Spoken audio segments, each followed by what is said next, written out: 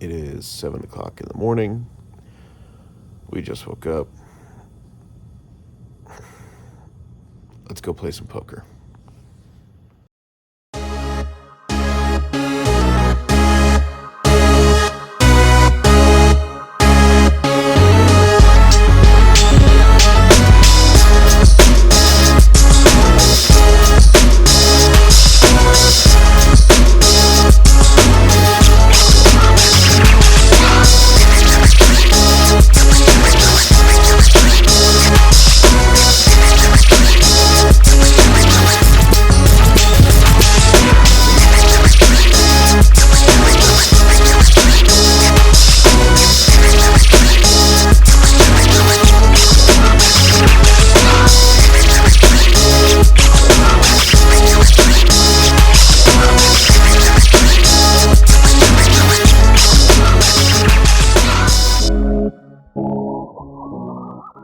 Alright guys, let's jump into this very first hand. So we're sitting in the hijack and we look down at pocket fives. The low jack raises it up to $12. I go ahead and I just make the call, the button calls, and we head off to a flop, which comes ace, 7, 9, 2 diamonds. Low jack checks, I go ahead and I check, and the button checks as well, and we head off to a turn, which is the queen of spades. Action once again checks around, and we head off to a river, which is the 4 of diamonds. Action checks around for a third time, and I flip over my pocket fives, and the low jack flips over pocket jacks, and he takes down this pot. Moving on to this next hand, and we are sitting in the big blind, and we look down at 7, 6 of hearts. The small blind raises to $22. I go ahead and I call. The under the gun player who limped also calls, and we head off to a flop, which comes 5, 8, king, 2 hearts. Well, we managed to flop an open-ended straight flush draw, so we're definitely not going anywhere here. And when the small blind checks, I go ahead and I lead out for $30, trying to build up a pot here so that if something does come in that we can actually get like max value for our hand. The under the gun player folds, and the small blind tosses in a pretty quick call, and we head off to a turn. The turn comes the 10 of hearts, which is definitely a great card, not the card we really wanted. We were probably looking for something like the 9 of hearts would have been fantastic, but either way, the flush comes in, and the small blind once again checks to us, and this is where we have a decision to make. The small blind called our flop raise, so there's a good number of hands he could have here. There's a lot of king X, and I've got to figure out a way to get the most money I can out of something like maybe king queen, king jack, maybe king 10. And I feel like if I just maybe check this one back and act afraid of the hearts, that I might be able to get some value out of a couple of rivers that could be good for us as well. So I go ahead and I check it back, and we head off to a river, which comes the beautiful ace of spades. The small blind checks once again, and I think about it for a second, trying to figure out what a good size might be. And I end up deciding that I think $75 is probably going to be a good bet. So I reach into my stack and I bet $75. The small blind doesn't think too long before calling, and he pushes his chips into the middle and immediately flips over his hand and shows ace-king offsuit. I go ahead and I show him the 7-5 of hearts that, we had the open-ended straight flush draw, and we got to the flush on the turn, and we end up taking down this pot. Moving on to this next hand, we are in the big blind once again, and we look down at ace-jack of clubs. We raise it up to $12. The low jack and the hijack both call, and we head off to a flop of jack-jack 5. Well, that's a great flop for us, but we've basically nutted up this entire board. There probably isn't a whole lot of holdings that either of our opponents could have. So I try to lead out small. I go ahead and I bet $10, but it's clear both the hijack and the low jack have absolutely nothing, and they both fold, and we take down this pot. Moving on to this next hand, and this is an interesting one. So we're sitting in the small blind, and we look down at 3-5 offsuit. Action folds around to the button, who just limps for $3. I go ahead and I limp as well, as the big blind to my left has been pretty passive. And the big blind looks at his cards and says something interesting. He says, let him live, and checks it. And that statement's going to come in handy for me, I think, a little bit later in this hand. So we head off to a flop, which comes ace 5 deuce 2 diamonds. Okay, so I flopped middle pair and a straight draw. So I go ahead and I check, and the big blind checks as well. And the button then bets $10. Well, with middle pair and a straight draw, $10 is not a whole lot, especially for a limped pot. So I'll go ahead and I call, and the big blind calls as well. And we head off to a turn, which comes the 4 of spades. Well, I just made my straight, and I think I'm probably going to be pretty good here. So I go ahead and I lead for $10, just trying to keep the pot relatively small so that I can keep both players in and then go for a big bet on the river. The big blind calls and the button calls as well. And then we head off to a river, which is an interesting card. It comes the 2 of hearts. I go ahead and I once again lead out for $10. And now the big blind raises me to 75. The button folds, and I go into the tank here. My gut reaction as soon as the big blind put in the raise was that I immediately just wanted to fold. Like, there was just something about the way that the big blind put that raise in that just made me feel very uncomfortable here. But I don't immediately fold. I start to think about it for a second, and trying to come up with hands that the big blind is going to be bluffing with that he would just check out of his position. And as I'm sitting here in the tank, I'm kind of hemming and hawing, and I'm kind of drawn back to the statement that the big blind made at the beginning of the hand when he's like, let him live.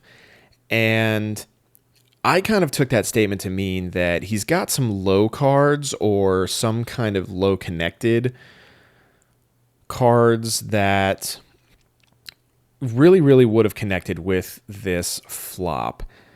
So I hem and I haw, and after a while, I just think that, you know what, river bluffs at 1-3 just aren't a thing. If somebody's betting big on the river in a 1-3 game, it's usually because they have it. Now, don't get me wrong, we could be chopping. We could both have a 3 here and be chopping it up, but he could also have something like 3-6, or he has a lot of 5 deuce, 4 deuce, ace deuce in his range, just like I do, but it just felt weird. So I go ahead and I let him know, hey man, nice bet. I fold face up, and he just kind of chuckles as he drags the pot, and he flashes me the deuce 4 offsuit as he pitches his cards into the muck. So we managed to get away from that one and keep some money in front of us.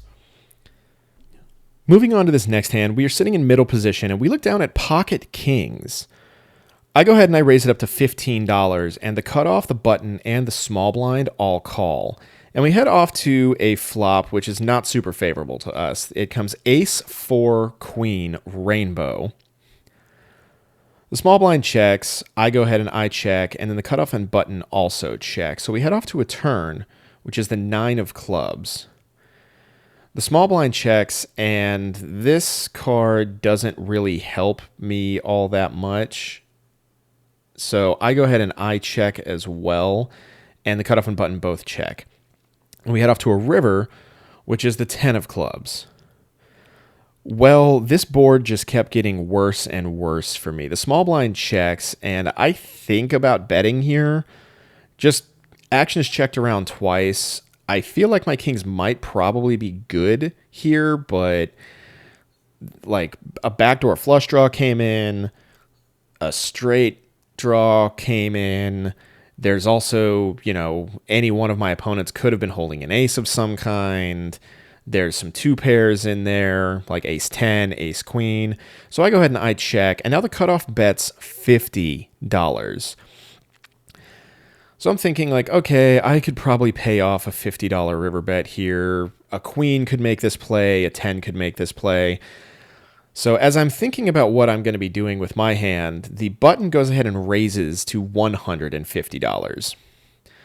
The small blind folds, and, well, that makes my decision a hell of a lot easier because, again, as I said in the previous hand, nobody's really doing that with absolute air here. That's one of these two players definitely has to have an ace. So I go ahead and I fold. The cutoff makes the call and flips over ace queen, and the button turns over ace 10. So I was behind from the get-go and learned my lesson on that one, and we move on to the next hand. All right, moving on to the next hand. The straddle has kind of been on intermittently throughout this game. Some players are doing it, some players aren't. And in this hand, I go ahead and I decided to straddle. And I look down at king 3 of hearts. The cutoff and the button both limp, and I decide to min raise it and raise it up to $12. And the cutoff and the button both call to $12. And we head off to a flop, which comes king 3 ace rainbow. I check, the cutoff on the button check, and we head off to a turn, which is the ace of diamonds. Well, my two pair there just got counterfeited, so I went from having a pretty decent hand to essentially having a bluff catcher. So I go ahead and I check, the cutoff and the button both check as well, and we head off to a river, which is the 4 of spades. Well, at this point, we're losing to better kings, and nobody's shown a whole lot of interest in this hand, and I think about maybe leading out here, but at the same time, I don't think I'm going to get called by anything worse. An ace is going to raise me, I'm losing to better kings, and nobody in their right mind is going to call with just a pair of 3s or a pair of 4s. So I don't see any value really in betting. So I go ahead and I check. The cutoff and the button both check as well. I flip my king 3 over and announce that I've got 3 pair. Everybody has a nice laugh, and I end up scooping this pot.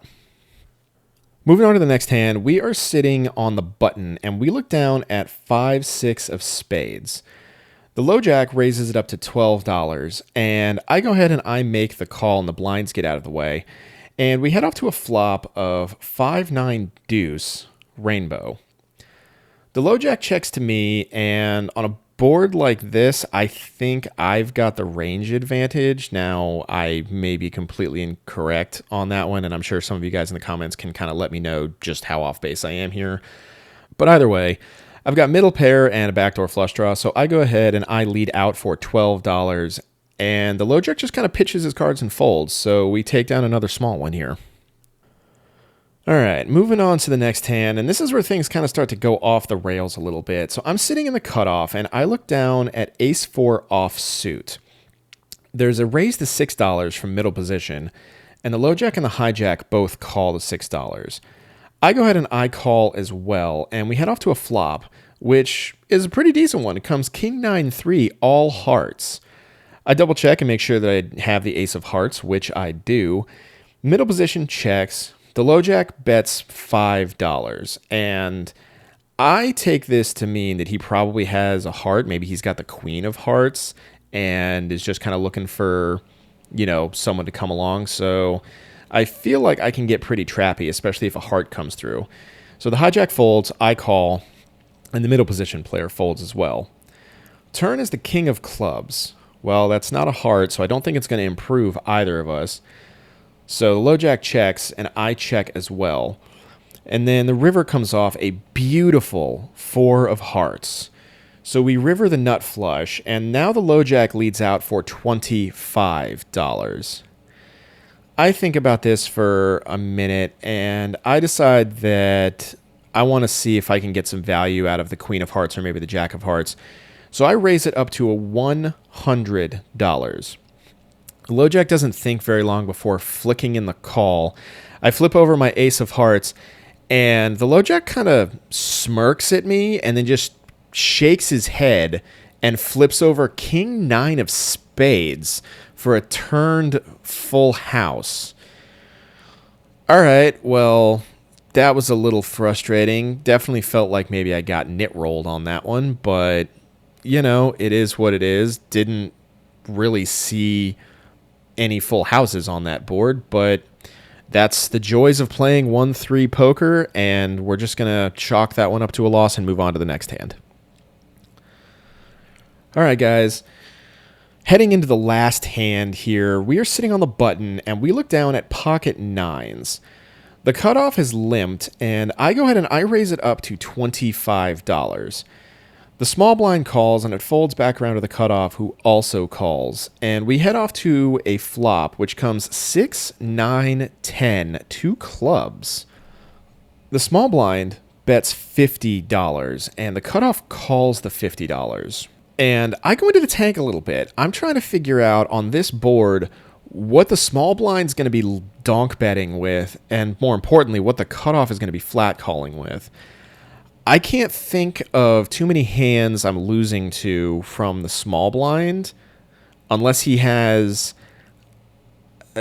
I guess he could have 7-8 suited, like, you know, but I don't think there's pocket tens in his flat calling range. I think he should be 3-betting me with pocket tens. And the cutoff just flat calling is definitely not doing that with a super strong hand. So I go ahead and I decide to jam all in for $327 with middle set. The small blind now goes into the tank. And now I'm thinking that maybe the small blind's got some kind of a draw, maybe a combo draw. But ultimately the small blind folds.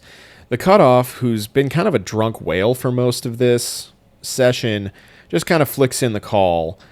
And I let him know, it's like, if you've got pocket tens, you're good. And he goes, nah, I've just got a straight draw and a flush draw. And he flips over 8-5 of clubs.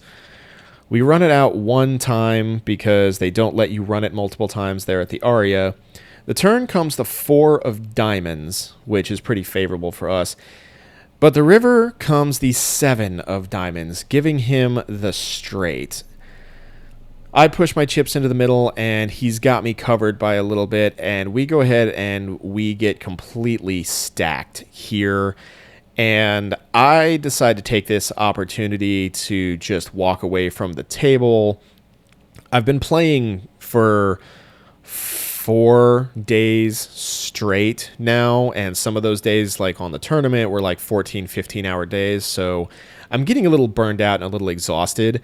And after getting stacked here, I decide that I'm just going to take this as a sign from the poker gods that it's time for me to go chill by the pool for the rest of the day and maybe take a break. So I tap the tables, say good hand, and pack up my stuff, and I head out. So let's head over to an outro.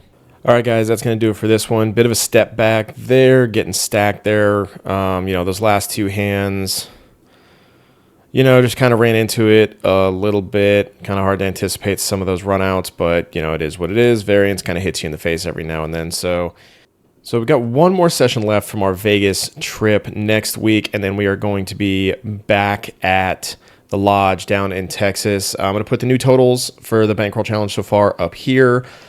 A little bit of a hit, but everything's going along pretty smoothly so far. Having a pretty good trip. So if you like the video, please leave a like and subscribe. It really helps us out here at the channel, and we look forward to seeing you guys in the next one. Peace.